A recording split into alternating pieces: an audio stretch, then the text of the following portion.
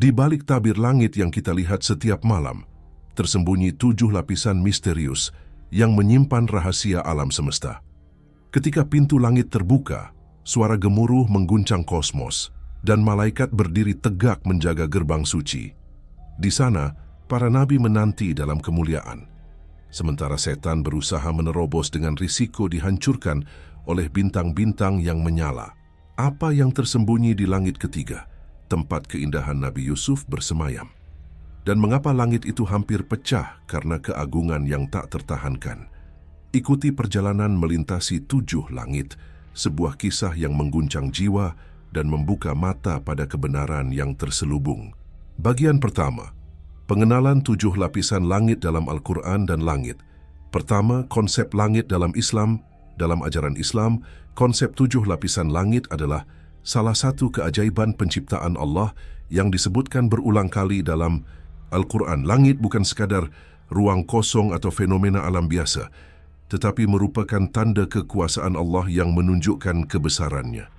Al-Quran menyebutkan penciptaan langit dalam berbagai ayat. Salah satunya dalam surah Al-Mulk ayat 3, Dialah yang menciptakan 7 langit berlapis-lapis. Tidak akan kamu lihat pada ciptaan Tuhan, yang Maha Pengasih itu sesuatu yang tidak seimbang. Maka lihatlah sekali lagi, adakah kamu lihat sesuatu yang cacat? Surat Al-Mulk 3, terjemahan dari https://quran.kemenak.go.id. Ayat ini menegaskan bahwa langit diciptakan dalam 7 lapisan yang harmonis dan sempurna tanpa celah. Kata 7 dalam bahasa Arab Sab'a sering diartikan secara literal sebagai jumlah pasti, meskipun beberapa ulama juga menafsirkannya sebagai simbol keluasan dan keagungan ciptaan Allah. Dalam tradisi Islam, 7 lapisan langit ini diyakini memiliki fungsi, penghuni, dan keistimewaan masing-masing, sebagaimana yang diisyaratkan dalam Al-Quran dan hadis. 7 lapisan langit juga mencerminkan struktur kosmos yang teratur. Allah tidak hanya menciptakan langit sebagai atap bagi bumi, tetapi juga mengisinya dengan makhluk-makhluk yang memuji kebesarannya, seperti malaikat, serta menghiasinya dengan benda-benda langit seperti bintang, matahari, dan bulan. Dalam surah Fussilat ayat 12 Allah berfirman, "Kemudian Dia menjadikan 7 langit dalam 2 masa, dan Dia mewahyukan pada tiap-tiap langit urusannya. Dan kami hiasi langit yang dekat dengan bintang-bintang yang cemerlang, dan kami jaganya dengan sebaik-baiknya. Demikianlah ketentuan yang Maha Perkasa lagi Maha Mengetahui." Surat Fussilat 12. Ayat ini menjadi dasar bahwa langit pertama yang paling dekat dengan bumi dihiasi dengan bintang-bintang dan memiliki peran khusus dalam tatanan alam semesta. Dalam bab ini, kita akan memulai perjalanan dengan menjelajahi langit pertama, penghuninya, dan makna penciptaannya. Langit pertama, dunia yang terlihat. Langit pertama dalam tradisi Islam sering dianggap sebagai lapisan yang paling dekat dengan bumi, tempat manusia dapat menyaksikan keindahan ciptaan Allah melalui mata telanjang. Dalam Al-Quran, langit ini disebut sebagai langit yang dekat, As-Sama Ad-Dunya, sebagaimana disebutkan dalam surah Fussilat ayat 12 di atas. Langit ini adalah wilayah yang penuh dengan bintang-bintang, planet, dan fenomena alam seperti awan, hujan, dan kilat. Penghuni langit pertama tidak disebutkan secara eksplisit dalam Al-Quran sebagai makhluk tertentu yang tinggal permanen di sana. Tetapi ada beberapa petunjuk bahwa malaikat memiliki peran penting di sini. Malaikat adalah makhluk yang diciptakan dari cahaya, sebagaimana disebutkan dalam hadis riwayat Muslim. Malaikat diciptakan dari cahaya, jin diciptakan dari nyala api, dan Adam diciptakan dari apa yang telah dijelaskan kepada kalian, tanah. Mereka bertugas menjalankan perintah Allah, termasuk mengatur urusan alam semesta, seperti turunnya hujan, pergerakan angin, dan perlindungan bumi dari gangguan setan. Salah satu ayat yang relevan adalah surah As-Saffat ayat 6-10.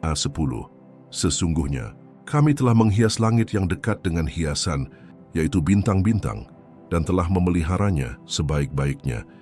Dari setiap setan yang durhaka, mereka tidak dapat mendengar-dengarkan pembicaraan para malaikat yang tinggi, dan mereka dilempari dari segala penjuru untuk mengusir mereka dan bagi mereka siksaan yang kekal. Surat Wan-Nassafat, Numbers 10.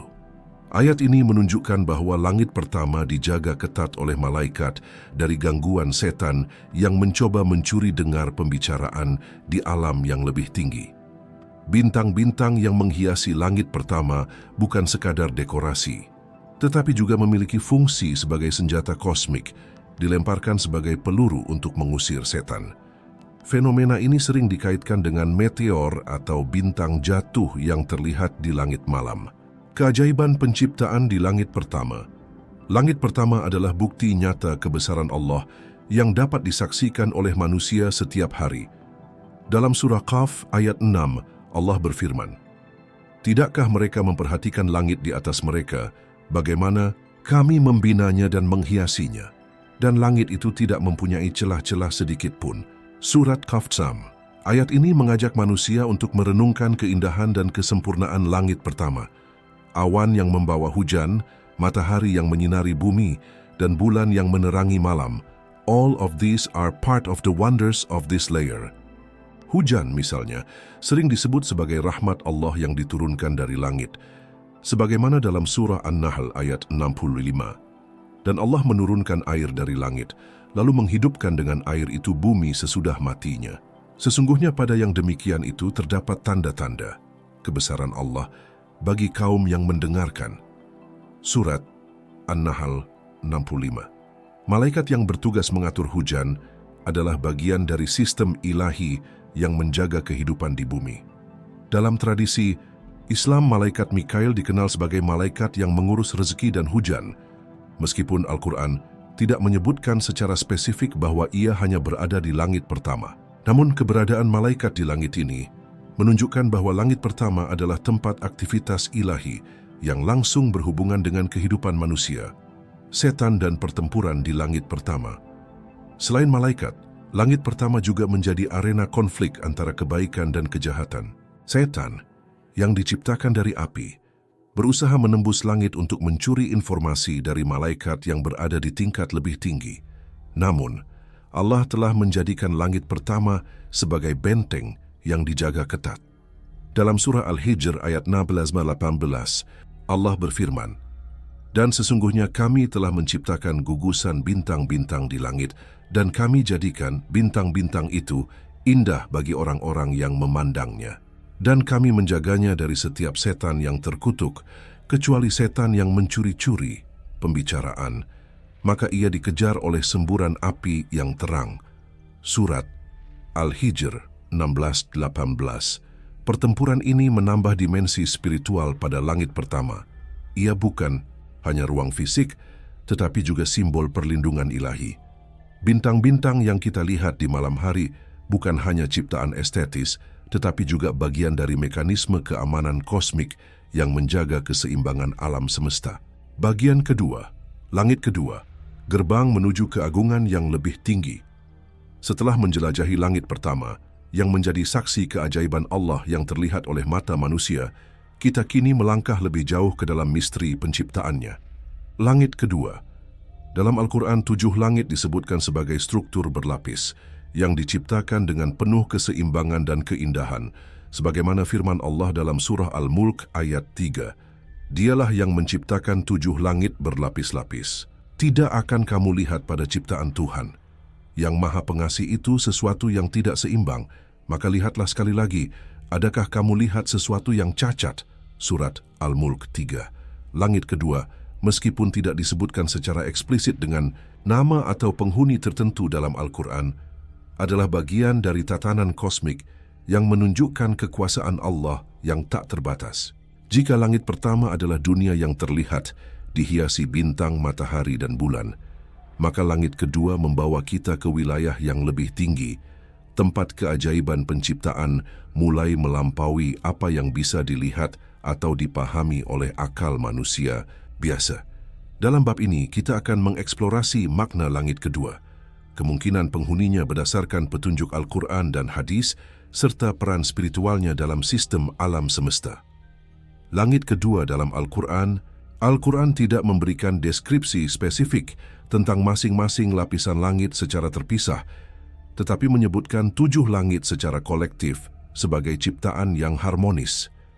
Dalam surah Fussilat ayat 11-12, Allah berfirman, kemudian dia menuju kepada langit, dan langit itu masih merupakan asap. Lalu dia berkata kepadanya dan kepada bumi, datanglah kamu berdua menurut perintahku dengan suka atau terpaksa. Keduanya menjawab, kami datang dengan suka. Kemudian dia menjadikan 7 langit dalam 2 masa, dan dia mewahyukan pada tiap-tiap langit urusannya. Dan kami hiasi langit yang dekat dengan bintang-bintang yang cemerlang, dan kami jaganya dengan sebaik-baiknya. Demikianlah ketentuan yang maha perkasa lagi maha mengetahui. Surat Fussilat 11-12. Ayat ini menunjukkan bahwa setiap langit memiliki urusan atau fungsi yang telah ditetapkan oleh Allah. Jika langit pertama bertugas menjaga bumi dan dihiasi bintang-bintang sebagai pelindung dari setan, maka langit kedua dapat dianggap sebagai lapisan berikutnya yang memperluas tatanan ilahi. Para ulama sering menafsirkan bahwa langit-langit yang lebih tinggi memiliki tingkat keagungan dan kemuliaan yang meningkat, dengan penghuni dan ciptaan yang semakin menakjubkan. Langit kedua sering dikaitkan dengan wilayah yang lebih jauh dari jangkauan penglihatan manusia, tempat Allah menempatkan ciptaan yang tidak terdeteksi oleh teknologi atau indera kita. Dalam tradisi Islam, 7 langit ini juga menjadi bagian dari perjalanan spiritual, seperti yang dialami Nabi Muhammad SAW dalam peristiwa Isra dan Mi'raj. Meskipun Al-Quran tidak merinci apa yang ada di langit kedua secara spesifik, kisah Mi'raj dalam hadis memberikan petunjuk tentang keberadaan para nabi dan malaikat di lapisan langit tertentu yang akan kita bahas lebih lanjut. Penghuni langit kedua, Nabi Yahya dan Nabi Isa. Salah satu sumber utama yang memberikan gambaran tentang penghuni langit kedua adalah kisah Isra dan Mi'raj yang diriwayatkan dalam hadis syahih.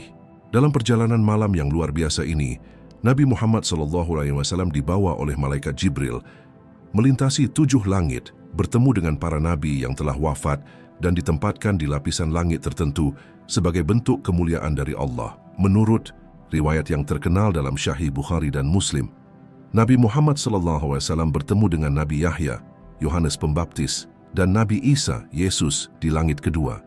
Dalam salah satu riwayat disebutkan, kemudian Jibril membawaku naik ke langit kedua, lalu ia meminta dibukakan pintu. Ditanyakan, siapa ini? Ia menjawab, Jibril. Ditanyakan lagi, siapa yang bersamamu? Ia menjawab, Muhammad. Lalu pintu dibukakan, dan aku bertemu dengan 2 sepupuku, Isa bin Maryam dan Yahya bin Zakaria. Mereka menyambutku dan mendoakanku dengan kebaikan. HR Bukhari dan Muslim dengan penyesuaian terjemahan. Pertemuan ini menunjukkan bahwa langit kedua adalah tempat istimewa yang menjadi kediaman, sementara bagi Nabi Isa dan Nabi Yahya setelah mereka meninggalkan dunia.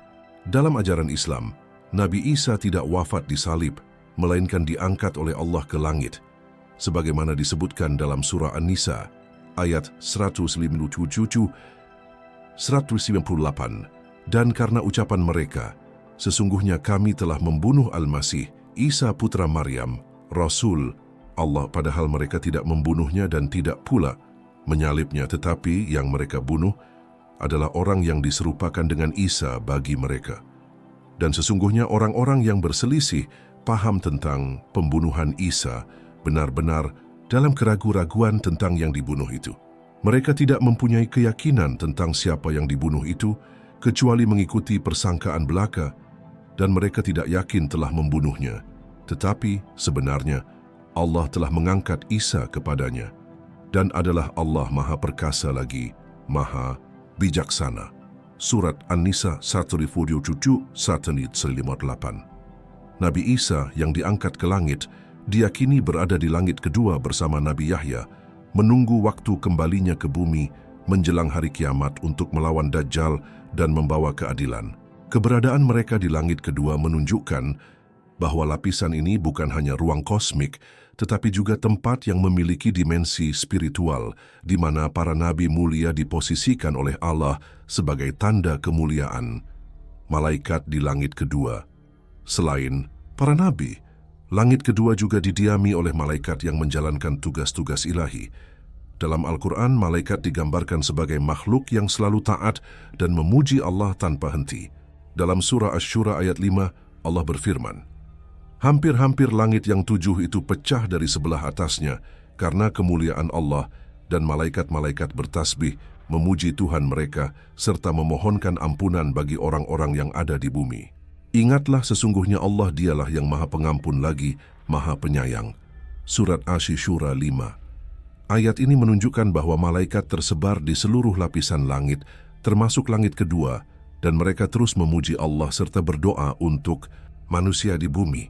Di langit kedua, malaikat yang menyambut Nabi Muhammad SAW dalam peristiwa Mi'raj juga menunjukkan bahwa lapisan ini dijaga dan diatur oleh pasukan malaikat yang setia. Mereka membukakan pintu langit atas perintah Allah, menegaskan bahwa akses ke langit-langit yang lebih tinggi hanya mungkin dengan izinnya. Keindahan dan misteri langit kedua. Meskipun Al-Quran tidak menyebutkan secara detail apa yang menghiasi langit kedua, kita bisa membayangkan bahwa keindahannya jauh melampaui langit pertama. Jika langit pertama dihiasi dengan bintang-bintang yang terlihat, maka langit kedua mungkin berisi ciptaan yang lebih agung, yang tersembunyi dari pandangan manusia. Dalam surah Ar-Rahman ayat 62-76, Allah menyebutkan tentang keindahan surga yang penuh dengan taman-taman dan kenikmatan. Dan meskipun surga itu sendiri berada di atas 7 langit, langit-langit ini menjadi bagian dari perjalanan menuju ke sana. Langit kedua juga menjadi simbol transisi dari dunia material ke dunia yang lebih spiritual. Ia adalah tempat di mana Nabi Isa dan Nabi Yahya, dua utusan Allah yang memiliki kisah hidup penuh mukjizat, ditempatkan. Keberadaan mereka menambah dimensi suci pada lapisan ini, menjadikannya lebih dari sekadar ruang kosmik, tetapi juga wilayah yang penuh makna teologi.